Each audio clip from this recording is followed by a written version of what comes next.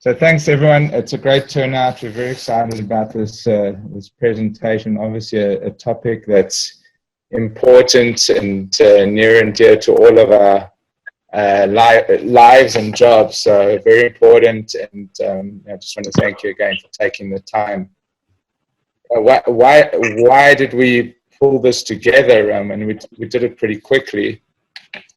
You know, we received a lot of calls from clients of ours saying, you know, what's going on? What have we heard? Is this required? Is you know, what's needed out in the market, especially getting into the hospitals? So we figured, you know, hey, let's get the experts on the line, being, you know, to some extent ourselves, but to even more of an extent would be, you know, Vendormate, GHX, and Symplr. So, you know, very appreciative of their availability and them getting on and presenting and being available for questions. Up on the screen here's a little agenda, nothing too formal, but we're going to follow it. We're going to do a quick poll just to get a sense of who's on the call. I'm going to present literally for 5 minutes. Vendormate, GHX will get on for around 10 minutes, and the team from Symplr will present for about 10 minutes. And then we're going to open it up to questions and answers. On the question and answers, we really want to kind of follow a protocol here. So what we're going to need to do is have everybody, if you have questions, submit them via the chat. Submit them publicly, please, because we're going to review them and make sure we're not asking duplicate questions to the team. So submit them through the chat. We'll go through them in order they're received. We'll cover as many as we can. If there are too many, we'll at the end of the call, we'll send them out to the different team members and get you guys a response. So we will get back to you. So we are going to take them in the order they come in. The questions will be answered. If they're addressed to a specific party, they'll be addressed by that party. If not, they'll be addressed in order by GHX, Symplr GHX, or myself if requested. We are recording this, so we will have this available, and we'll share it with the group on here and with anyone else who needs it. So we'll have a video available, and we'll post it up on probably on either YouTube or Vimeo, or potentially both, as well as share that. So that's everything. I'm going to get started. Again, keep your questions. You can push them through via chat at any time, and we will tackle them. A little bit of background. My name's Andrew Volpe. I'm the CEO, President of Magnify Group. Some of you will know me, some of you won't, but we've been at this for a long time. Our company was founded in 2002. We have offices here in San Diego. We also have an office in Wiesbaden in Germany, which primarily supports our European and OUS clients. What do we do? Our main solution is our Learn-WiseGo platform, as well as our credentialing solution, which I'll talk about in a little bit more detail. We also have a sales and marketing app that's used in the industry. Our team of instructional designers develop content. That's a service we provide to our customers. And then another side of our business, which some of you actually participate in, is we host conferences, small conferences for fellows and young surgeons. Client base, you'll probably see, some of you who are on the call will see your names up there. Again, a great representation of our presence in the medical and medical device industry. I just wanted to hit in here in terms of the credentialing solution we offer, because this is really primarily what this talk is about. Again, apologize if it's for any redundancy over here, but I'm going to talk about our credentialing courses. So we have all the courses. We work closely with the credentialing agencies based on the requirements out in the market, and obviously hear from our clients as well. So we develop these courses, we keep them updated, we make sure they're current, and we make sure that the certificates for anyone who takes these courses are accepted by the vendor credentialing agencies. These are all centralized in a platform. So if you work with us, your reps, your team, your employees can access these courses in a single location. They can go through them, complete them, get their certificates, And then those are the certificates that then get sent out to the different agencies. A good example of us keeping up to date, even ahead of the requirements, if we've actually put together a course on COVID-19 called Novel Coronavirus Primer for Medical Professionals in a Hospital Setting. That isn't a requirement yet, but we've included it in our package in anticipation that it could be. I know we're going to talk in more detail about that in a few minutes. Just want to mention a few other things up here. You know, we work with, we probably have over 50,000 reps around the US specifically taking these courses, either getting access through their companies, if there's a corporate solution where they have access, or we also have an e-commerce site. For that e-commerce site, we partner closely with GHX Vendormate. In fact, anyone who goes to their site who needs courses gets referred to our program.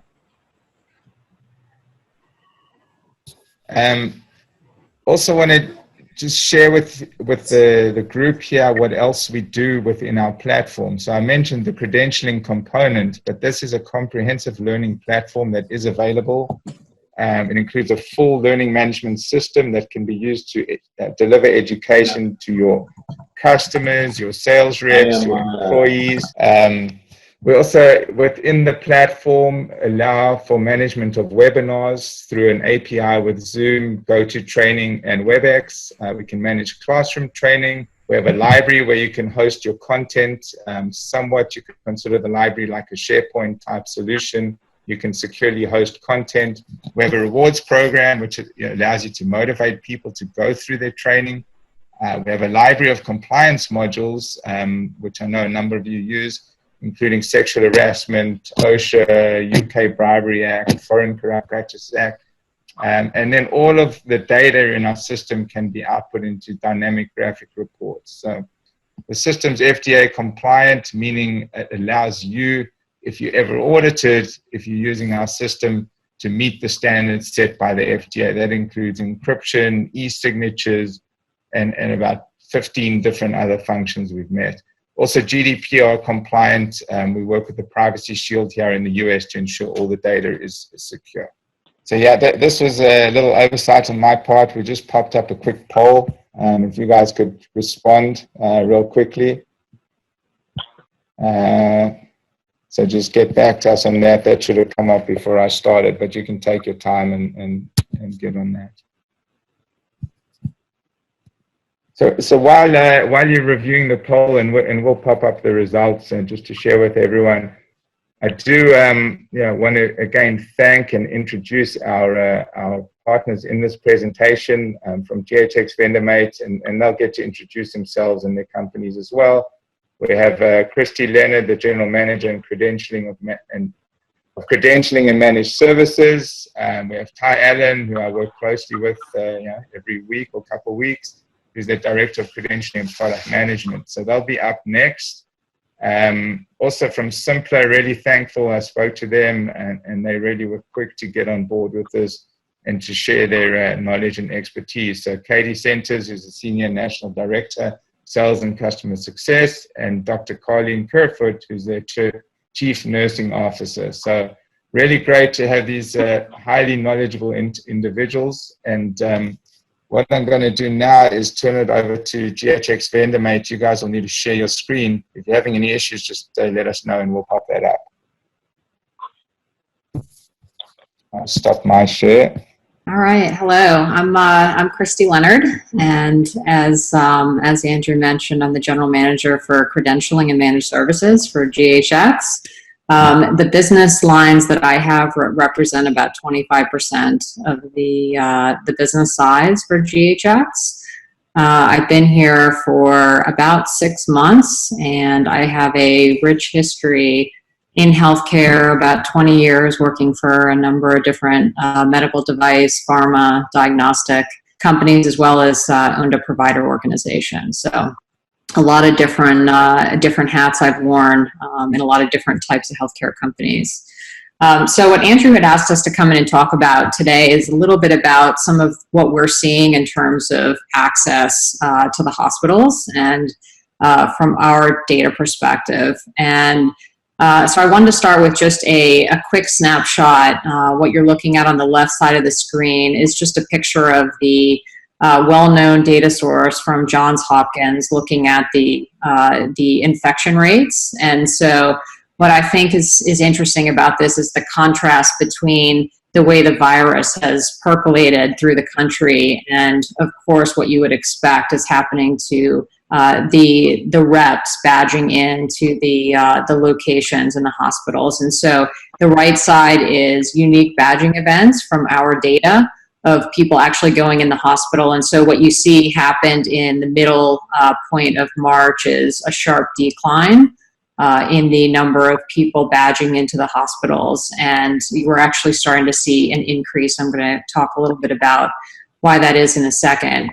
But some of the most important things to note in this from our perspective is the people that were really precluded from getting into the hospital were anybody that was considered a non-essential rep.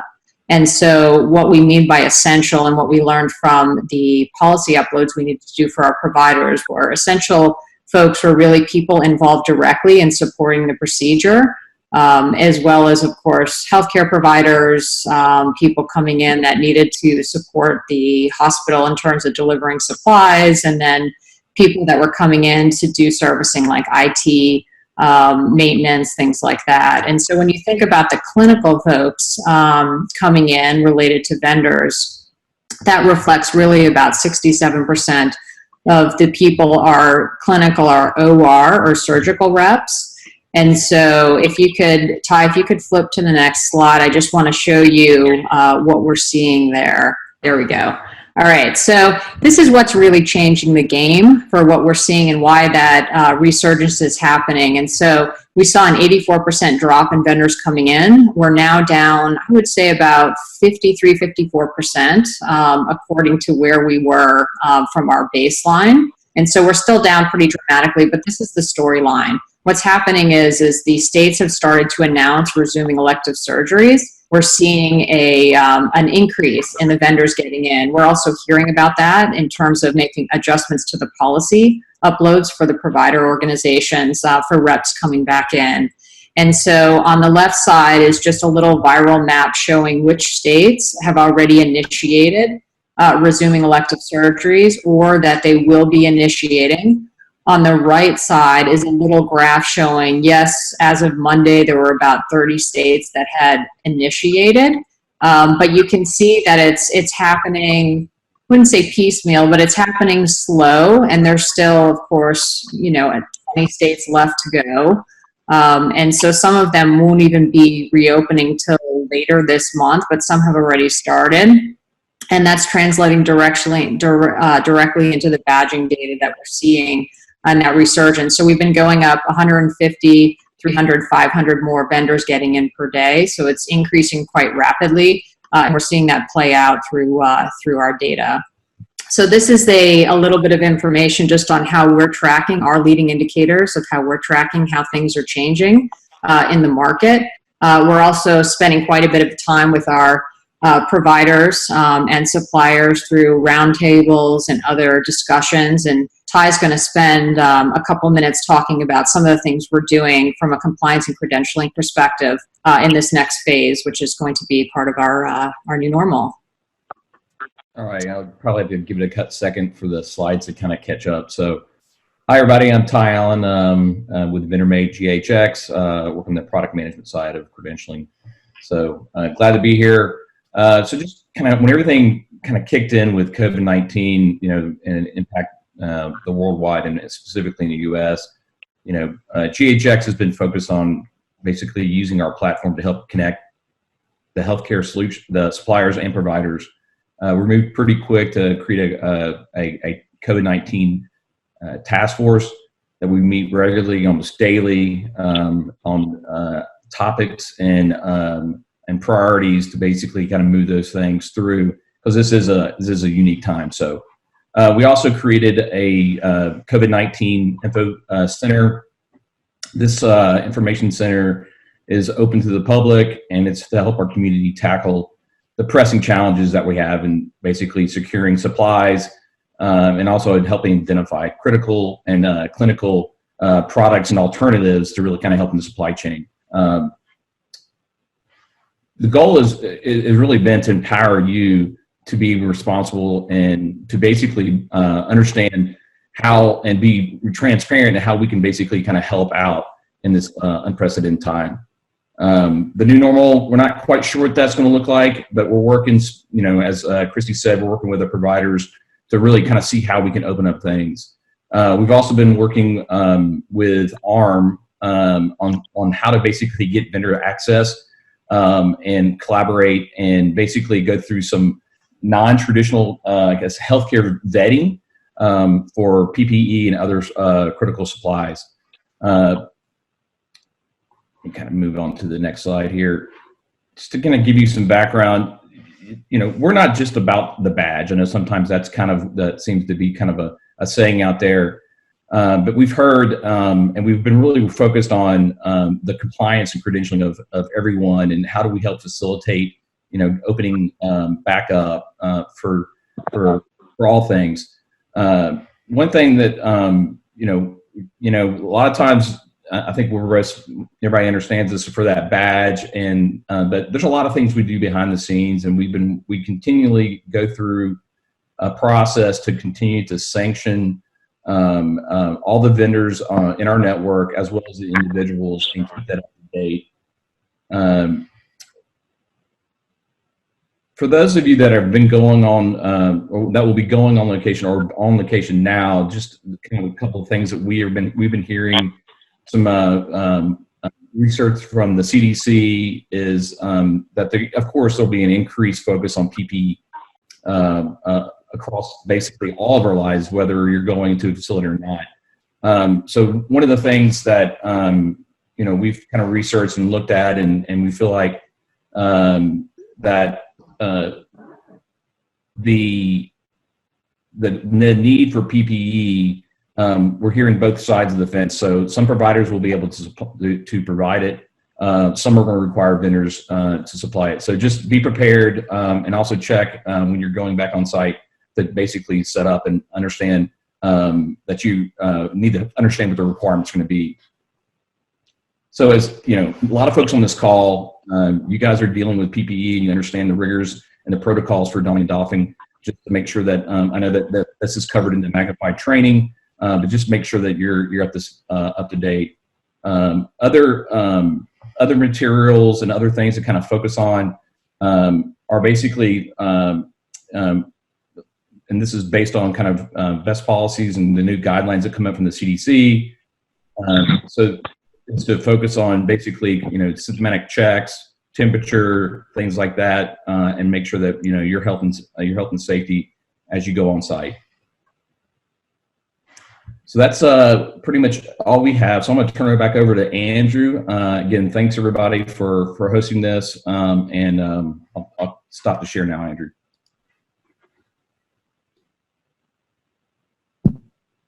Hey, thanks, Ty. Up next, we got the team from Symplr, Katie and Colleen. I'm not sure who'll be sharing over there, but if you guys could jump on, whoever wants to take the screen. There we go. Thanks, Katie. Yeah, thank you. Good morning, everyone. My name is Katie Centers. I'm the National Director of Sales and Customer Success. So all of the health systems you've seen on the news, I've pretty much visited. I have relationships with these people and speaking with them daily. So for those of you who are not familiar with us, we are Symplr. We are also a vendor credentialing company. We do other things such as nurse staffing and also provider credentialing as well. But today we're here to talk about what's happening in the vendor credentialing world. So some things that we're seeing is implementing specific credentials and policies regarding COVID-19.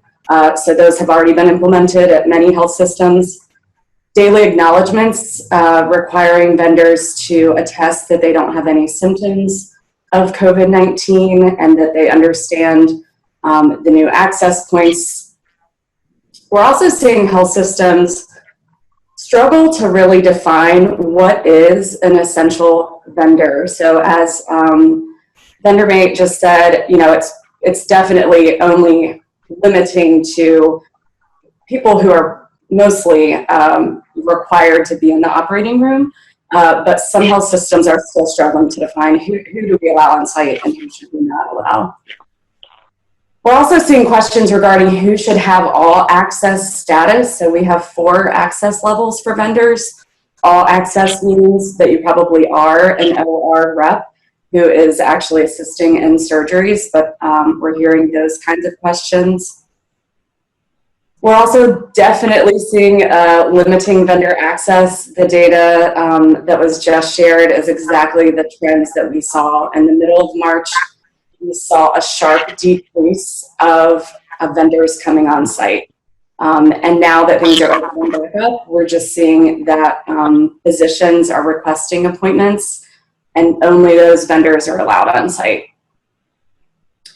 One interesting and kind of difficult thing that some health systems are also requiring is a COVID-19 viral negative test result. And some are requiring every 7 days and some are requiring that every 14 days.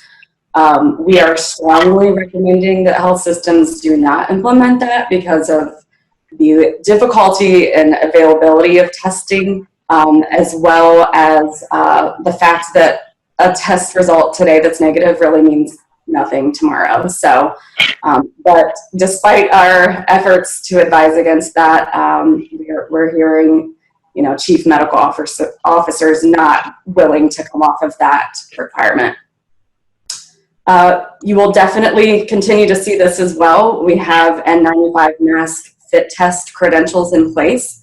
The vendors are being required to go get N95 mask fit tests. And some health systems are providing exactly specific, you know, 5 to 6 specific makes and models that a vendor will have to get fit tested for. And they're needing, we're seeing 2 things. Some health systems are providing PPE for vendors and some are not. So that, and then that is changing weekly. So we're seeing, you know, this week, this health system is providing PPE. The next week they've changed and they are no longer able to. Temperature checks, of course, are being taken on site. And then restricted access points. So previous to COVID-19, vendors were really, at a lot of places, allowed to kind of come in through the back door. There are multiple entrance points, and that is no longer. So we're really seeing restricted access points that are manned by security personnel. And actually, I will turn it over to Carlene to give us the lay of the land in general, not just specific to vendors. Thank you. Well, I think we're all struggling to make sure that we have the right answers as time goes on, but as you well know, it changes absolutely every day.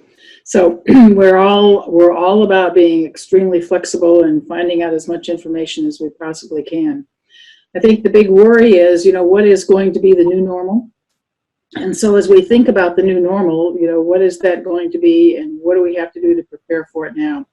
It appears, as we've been talking about, is that temperature checks will certainly be the new normal because the other opportunities in terms of blood tests and so on take a long time, slows things down, and for sure temperature checks will probably be the new normal as we go on. And I think also if we can think about, you know, where do people need to be in the system the most and how can we focus on that first? And as we've been talking about, you know, the ORs will probably open up first, ambulatory first, and then also the big ORs. And then the challenge is how can we make sure that we can address just those things in the ORs first and then go on to the rest of the units. I think we've also mentioned that healthcare organizations are really, really short of money right now, very, very seriously short. So as we mentioned, you know, at one point in time they would do the fit testing and now often they're saying, no, we won't do the fit testing, you have to bring your own. So I think we should prepare for an organization of the future that has very little money and will be pushing to make sure that we can do everything cheaper, quicker, faster with fewer finances. And I think the final point in terms of that new normal is it's going to change. There is no such thing that's consistent with this virus. What happens one day is different the next day and the next day and the next day. And as we think that we've obliterated the virus for a while, it can come back, or maybe it won't come back. So our challenge is to be as flexible as we possibly can and look at the clinical implications and then pull that back into what we want to do with our infrastructure and our structures for vendors and so on like that. So interesting times, but it also gives us the opportunity to, as they say, not waste a crisis, to think innovatively and think about what we can be doing in the future that will make it much easier depending on this. So it's a difficult time, but it also can be a very optimistic time too. Thank you very much. All right. Thank you very much to both Symplr and GHX. I haven't received any questions via chat. If anybody wants to submit, go ahead now. I'm just going to pull up the poll, hopefully, give you guys an idea of who's on the call. So which of the following best describes your relationship with Magnify Group and Learn-WiseGo? You can see a mix here. A large percentage interested in the topic, which we figured, we know it's an interesting topic and very pertinent. So we do have some customers and some prospects as well on the call. Do you expect additional requirements? I think that's pretty clear, 98%, and I think our speakers addressed that really well, although there's no certainty at this time. And have you heard of 77% already hearing about that in the market? So clearly change is coming and is underway already. Let's see, let me just close that out. There's one question. So there's a question here, and I'll address it starting with GHX and then Symplr if you can answer. Are most hospitals, clinics requiring N95 masks, or are cloth masks acceptable? Guys from GHX, if you want to take that one on to start. We've heard a little bit of both. Of course, the 95 is the standard, but there is a shortage. So, but I think that the best guidance we can provide at this point is to communicate when you're planning to go on site. I would plan on having some PPE with you, and check before you go on site what their requirements are. Yeah, what we're seeing is absolutely no cloth masks allowed. Health systems, as I mentioned, some are being very specific and actually requiring a credential to be uploaded and a proof of a specific make and model of N95s that are acceptable at that health system. All of that information is accessible within the app. So if a vendor is credentialed with us, all they have to do is go into the Symplr app, go to manage credentials or view policies, and there they can see exactly what's happening, and more information and hyperlinks to facility specific requirements. But we're also seeing some health systems allowing just surgical masks, and the vendors needing to bring their own surgical mask, which is a little frightening, but that is how some health systems are handling it. So I definitely think across the nation we're seeing the need to make money take precedent over patient safety, unfortunately.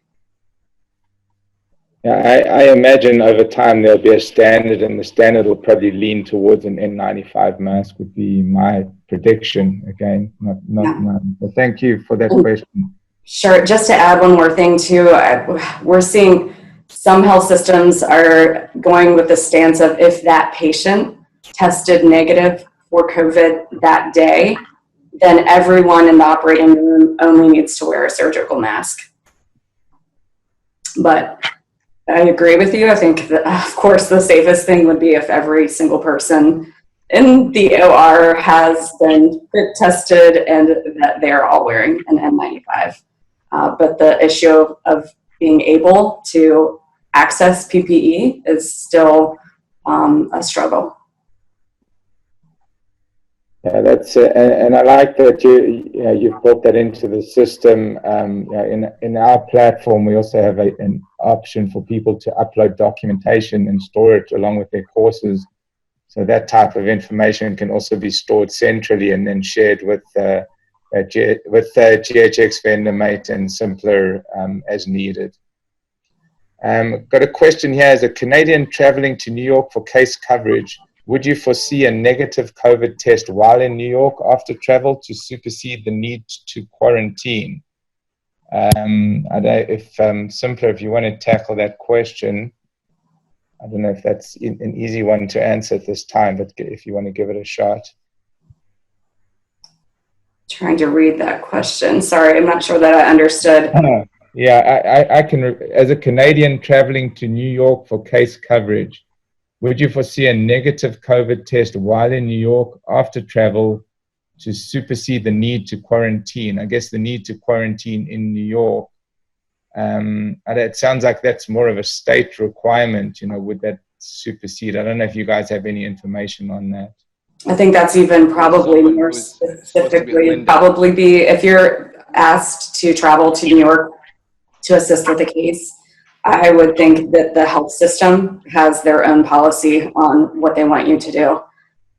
They may want you to have a COVID-19 negative test result, but I would think it's a health system requirement. Carlene, do you have any different thoughts? No, I would assume that if there's a quarantine in place, that a negative COVID test doesn't count anyway, because, as you mentioned, a negative test today can be positive tomorrow. So my assumption would be that you would have to go into quarantine if that's what their rules are. But that's an assumption.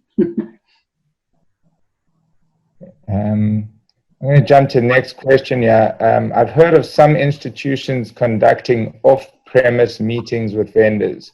Will badging be necessary tracked? GHX, any thoughts on that? Yeah, so a couple comments. Yes, offsite. I'd say that the best thing you could do is to basically make sure that you're compliant. If it's a system that requires an appointment, you're still going to need to have an appointment. What I would say is that's probably for our platform and like a lot of the other platforms, you can use digital badging with your mobile phone and mobile app. I think that's probably something that we've heard from our provider community that are not, say in a critical or patient care area. The second item I would say is also, and this is based on CDC guidelines and just kind of, I think we all can kind of make sense of it, to basically telecommute. So can you hold a meeting over Zoom or whatever platform that provider is? That's been recommended by the new guidelines that were published last week from the CDC. If you think about it, makes common sense that to leverage, not just for the telehealth side of things, but also just to telecommunicate for your meetings. Katie, Colleen, anything to add there? I have not seen or heard of any off-site meetings with vendors yet. I know internally some health systems are allowed to meet. We primarily deal in vendor credentialing with the materials management, procurement, those teams. And internally, they're having social distancing meetings where everyone's required to wear a mask, but haven't yet heard of vendors meeting off-site. And just like Ty said, even if you're having an off-site meeting, most health systems would still want you to check in, and you can do that just with your mobile phone. You don't need to print a badge. You can check in and check out on your phone and still, have that compliance to prove that you are on site or in some way interacting with members of that health system. I think especially as tracing becomes more important, there will be a need to make sure that we can do tracing, and the check-in, as you mentioned, is really, really important to make sure we know who's with whom when for adequate tracing. So good point. Another question here. Are you seeing any PPE requirements beyond masks, face shields or goggles, gloves, etc.? To Katie and Symplr first. We are seeing a struggle and a shortage of scrubs even. So yes, we're seeing that vendors who maybe previously were allowed to use hospital scrubs are being asked not to now, which is interesting. And we're also seeing an uptick in the usage of disposable scrubs that vendors need to pay for. Ty, Christy at GHX.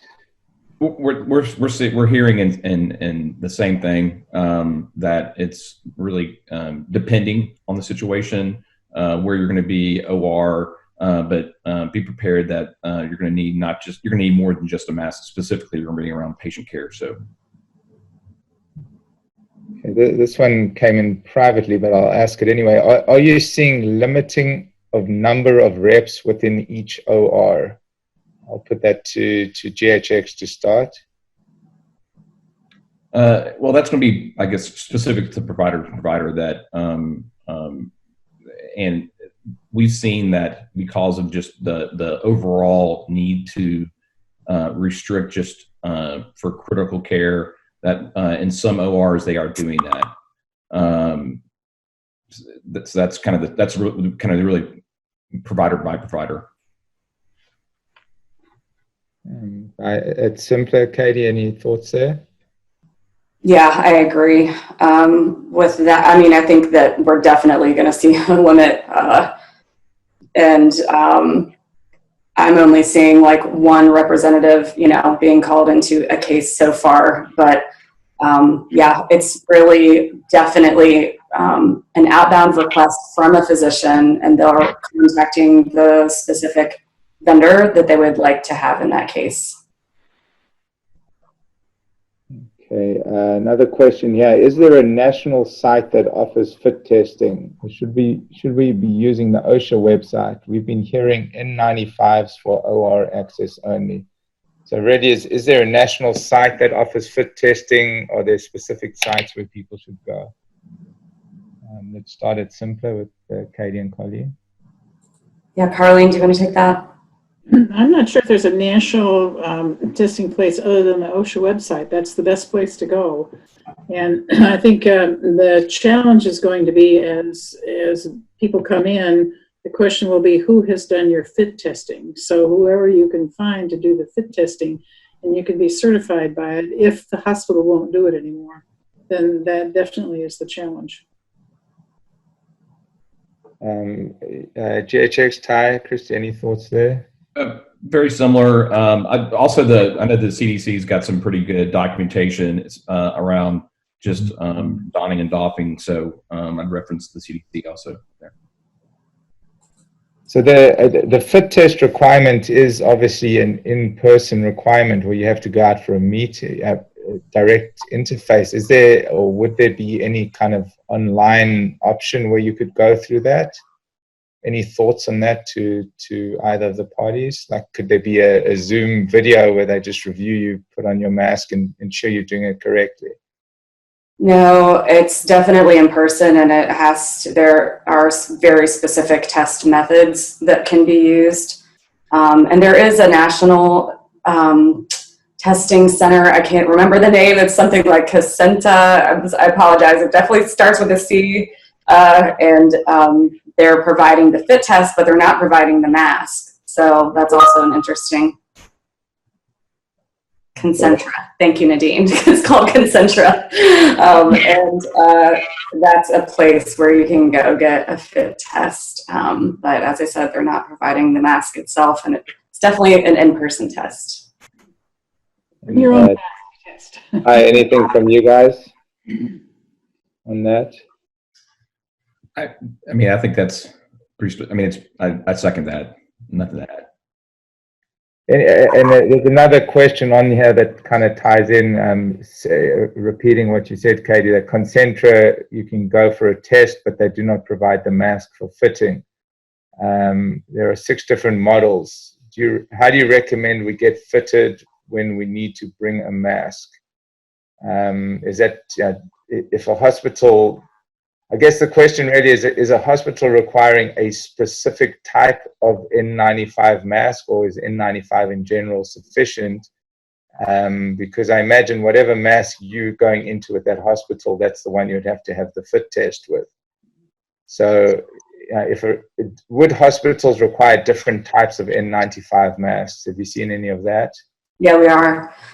We have a very large health system that has over 110 hospitals that does have a specific requirement in place. And as I said, if you go into the app and just you manage credentials, you'll see the N95 fit test as well as the information and the exact form of which makes and models that they're requiring. Vendors need to get a fit test for that specific make and model. So it's about, we're seeing 2 to 3 per location, and there is a facility listing. And as I mentioned, you can find that information in the app within the hyperlink. So all of that is just right in the app, on the mobile app. Now, I apologize, Andrew, but I have to drop off now. So Carlene is going to handle any other questions that come in. Thank you so much. Hey, thanks for the time there. Thanks. We've got a few more questions to get through. I'm not sure if you're hearing anything on your side, Ty, in terms of the mask, the type of N95 masks, and you want to jump in there?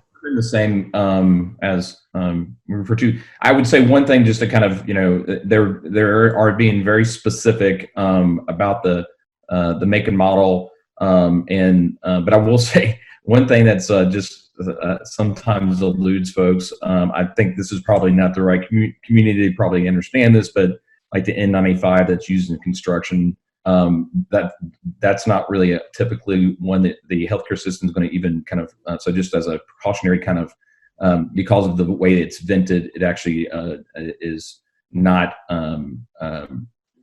something that is really appropriate for healthcare.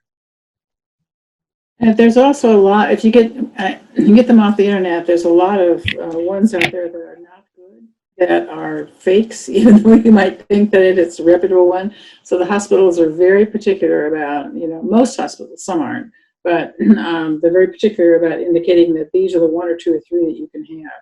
For that reason, they want to make sure it's an effective one.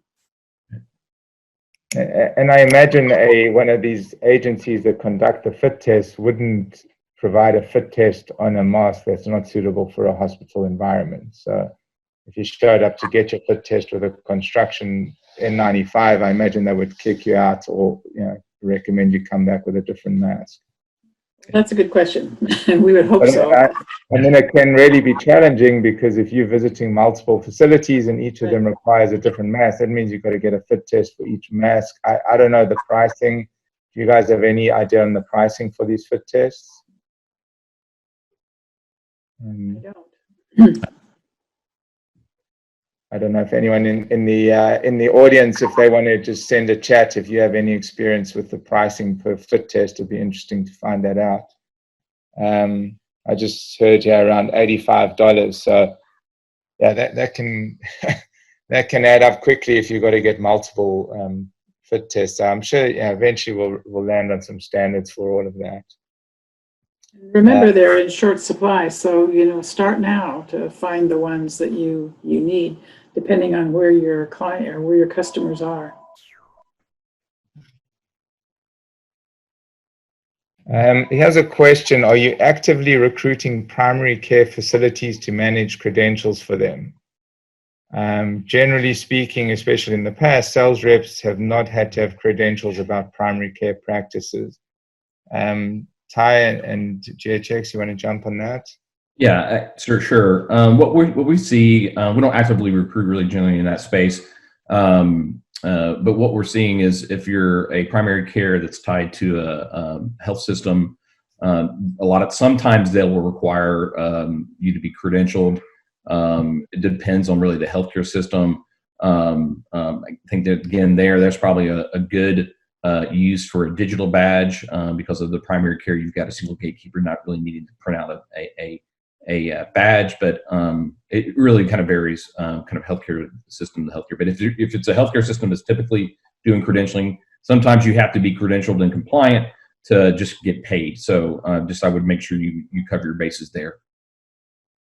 I think one of the things that we think is going to be happening as a new norm is, as compliance is going to become, more important than ever. And so a lot of the networks we have do not enforce credentialing broadly across all their locations. And so I think, as Ty's saying, where they're connected to larger IDNs and bigger networks, those networks are going to be thinking about, how do I be more universally safe across the board. And so I think that trend is going to be to move beyond the acute locations into some of the non-acute, some of the ambulatory surgery centers, and could very well, get down to some of the physician locations, things like that. So certainly possibility, more so than it was 6 months ago. Thanks, Christy. Anything to add there, Colleen? That's very true, because if you're a part of a system, then the challenge from Joint Commission, CMS, and so on is that you have to have similar rules across the whole system. So there's a real push towards standardization and making sure that patients are safe anywhere they enter into that system. So that definitely is a trend. Good question. Thank you. Next question, regarding the current subjective definition of essential vendors for hospital access, do you expect this to eventually be defined by the various facilities or more from a government level? I'll turn it to Colleen. I'll just repeat that. Regarding the current subjective definition of essential vendors for hospital access, do you expect this to eventually be defined by the various facilities or more from a government level? I would assume it would be by the facilities in terms of what the facility needs are, because in a large tertiary system, you have a different need for different vendors to come in to demonstrate, to actually participate, and things like that. So it would probably be from one place to another, be very complicated if the government got involved in that, because it just wouldn't work very well. So it's probably going to be from system to system. Also, what systems are thinking about today is who is an essential vendor. It used to be that vendors could come in the OR and do some kind of education thing in the coffee shop or coffee break room or something like that. They're saying, no, that's not essential anymore. You can't come in and do just that. The only essential stuff is real hands-on stuff. And the other, if you're doing other things, then that's not essential to come onto the property. It's essential to do it, but you can do it with video conferencing, or you can do it with offsite or whatever. So they're discriminating now against who really has to be there and who is nice to have there, but not necessary. Yeah, we're seeing the same thing. I don't see the government putting controls in place, not just because it's, the hospitals have different needs based on kind of what their specialties and stuff are, but it would be very difficult to manage.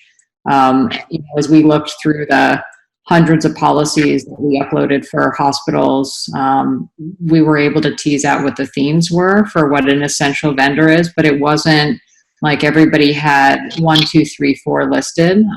And so as much as we're trying to provide some guidance and recommendations, the language and the definitions were completely different, with some of the same themes, but very different across all the different providers. And they've all, again, have different needs and different perspectives. It's a highly emotional time. And so we are doing what we need to support them with their situation in a unique way.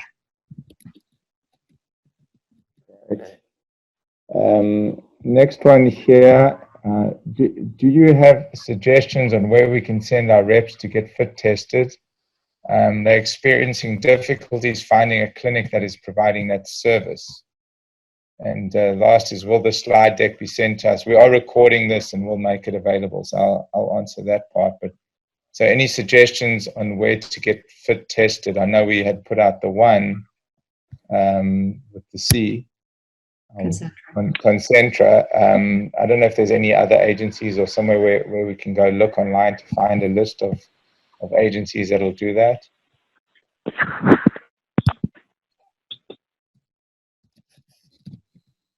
Anything, GHX, Ty, do you guys have any suggestions? I think that's the best suggestion that we've seen. Yeah, the one to add to this, Andrew, this is Josh Tate with GHX. We have a supplier and kind of a lead for, I think, for mobilehealth.net, and they do third-party fit testing, and I'll put the link to that organization in the chat. Great. Thanks, Josh. That's helpful. Anything from your side, Colleen, that you've come across aside from Concentra? Well, I think the best thing is to find some medical supply places and find out if you can get your medical supplies from them as soon as possible, because they're more credentialed than, you know, just getting it off the internet or something like that. So that could certainly be a possibility if you have to bring your own. And I think, as you mentioned, going online, in some cities there are some organizations who are doing fit testing, like, for example, some occupational therapists who their business is down, so they've been certified to do fit testing for people that are driving buses and things like that. So locally, you can find little places like that do the fit testing. Right, thank you. Okay, one question. This also came in privately, so it's not on the list. Can reps bring in their own scrubs? I'll put that to Colleen. Some places they can, and some places they can't. In some places, they don't want to have anything coming in from the outside because they're trying to make sure that the least possible stuff comes in from the outside to contaminate. But on the other hand, if they're in a real financial crisis, they say, look, we can't do it, bring your own. And so they will say, bring your own. And that's true of the people that work there. You know, sometimes they have to bring their own, or they take them home and wash them, or they don't. So it's just site by site by site. Ty, GHX, do you guys have anything on that? No, not much to add there. We're hearing the same thing. Okay. All right, we've got a few more minutes, a few more questions. Here's one. If N95 is required, would N99 masks be accepted as there may be more available? Ty, Christy, any thoughts? Josh? It depends. Some sites might say yes, but other sites might say absolutely no. Where they would probably say absolutely no is where you're around COVID patients, like on a COVID unit or something like that. They would say absolutely no, needs to be that. But on the other hand, you know, we have people working in those positions that can't get those kind of masks either, so they're working with whatever they have. So it depends. For your own safety and for the safety of your people, you know, the more effective stuff you can get for them, PPE, the better off you are, and the less transmission, hopefully, that they will be exposed to. Okay, and I see here there's a couple of links. If you guys can get in the chat, you can see some resources for fit testing, specifically from 3M. There's a link. And then also Josh posted the mobilehealth.net link. So just check in the chat, those are in there. I think this is like the $1 million question here. Any recommendations on where to purchase the N95 masks? Everywhere seems to be sold out, back ordered. So I don't know if anyone has any secrets on that. Anything, Colleen, on your side? Are you aware of any sources?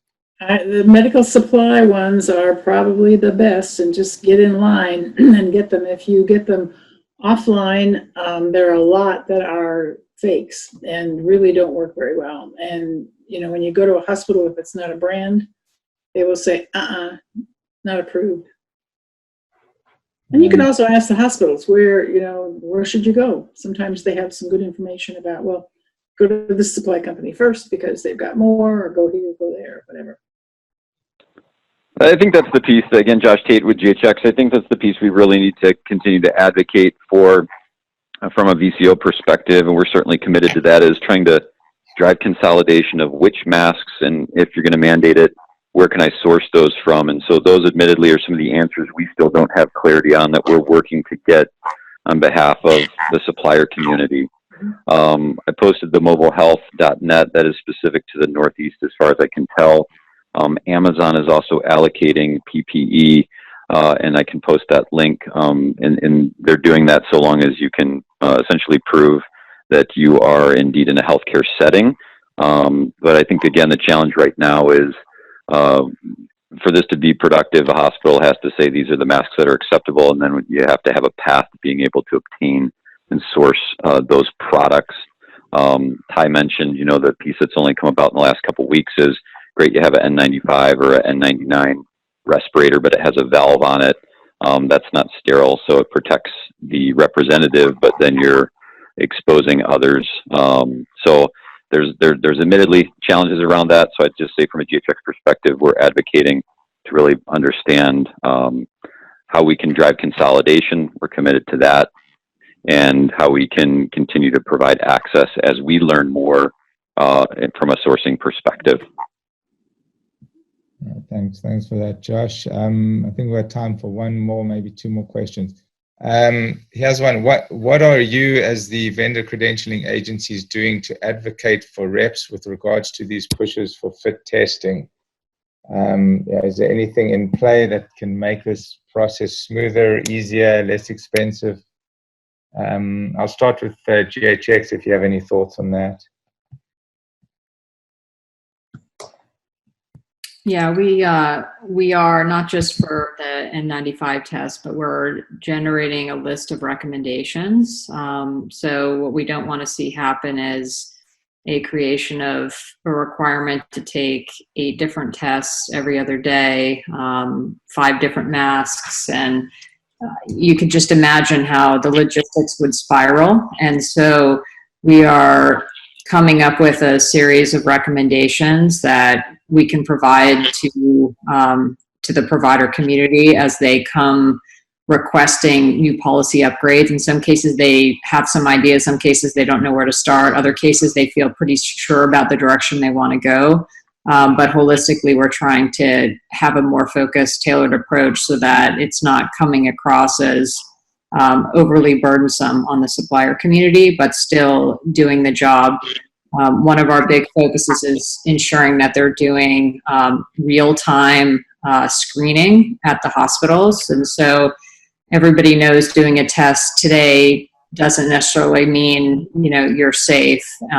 Doing a test that you did a week ago doesn't really mean that you're safe. And so doing things like temperature checks, real-time screening at the point of care at the day of is certainly a better route to take. And so we're still working through some of those recommendations, but we are getting closer to having a position on where we, you know, how we want to make those recommendations for exactly that reason.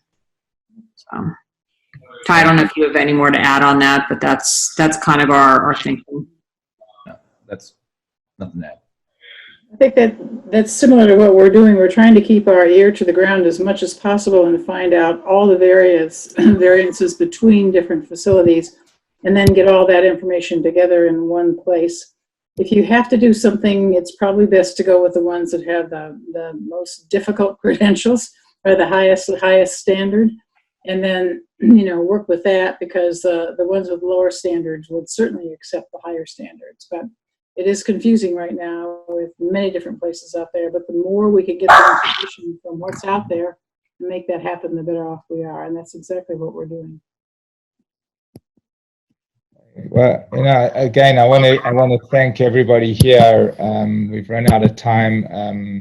I just pulled up a slide with my contact information. If you have further questions, feel free to reach me about our platform. I can also send you the contact details at Symplr and GHX. Obviously, these are for administratives who managing their sales force, not every sales rep reaching out directly. That'll be a bit challenging. So if you could coordinate from your team, have a point of contact, you can then reach out to me, and I'm happy to share the contact details with the different speakers. Again, thank you guys very much. Love to hear more from you. Potentially, we're going to talk about doing another one of these maybe in 6 to 8 weeks, as this is changing so fast. We should have some updates by then, so we will invite everybody again. Thanks all, and we will let you know where this video is available. Thank you, everybody. Thank you.